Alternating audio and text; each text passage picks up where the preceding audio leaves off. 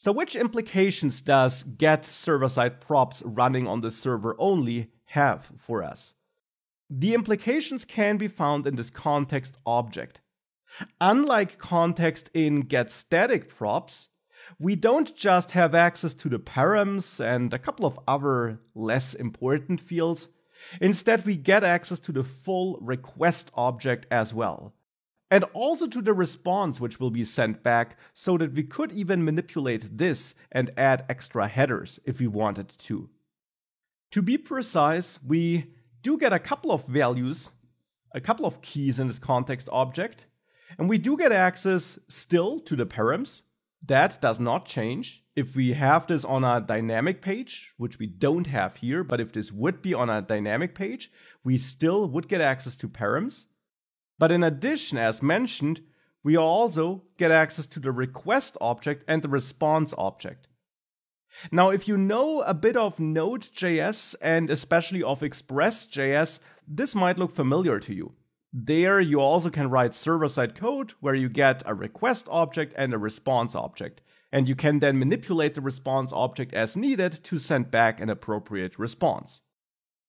Now, you don't need to worry about sending back a response here. Next.js will do that for you. It will be the rendered component. But you can manipulate the response before it's sent back by adding extra headers, for example, by adding a cookie, for example. In addition, you can also dive into the request object that reached the server, and you can read incoming data from there. For example, headers that were attached to the request, and therefore cookie data that was attached to the request. Request and response, the objects you're getting here are the official Node.js default incoming message and response objects. So here I will briefly log the request and then also log the response so that we can get a closer look at them. If I save this and I reload user profile, now this code executed again, and now we see a long log here, because these are quite complex objects with a lot of built-in methods and properties. So you see there's a lot in there, and you definitely don't need to go through all of that. But for example, you see that there are headers in there, which we could extract if we wanted to. Now we don't need this here, but it will become more important later once we talk about authentication. Now I will quit this here and not go through all of that, but you can definitely take a close look at that.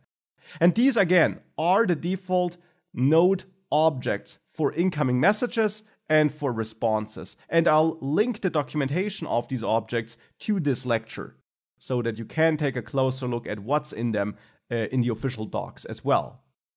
And getting access to this kind of data can sometimes be important if you, again, for example, need special header or cookie data.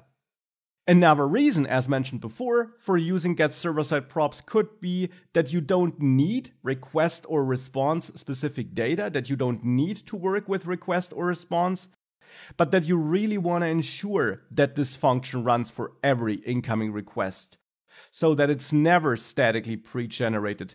Because, for example, you have highly dynamic data, which changes multiple times every second, and therefore you know that any old page you would be serving would already be outdated. That could be another reason for using getServerSideProps.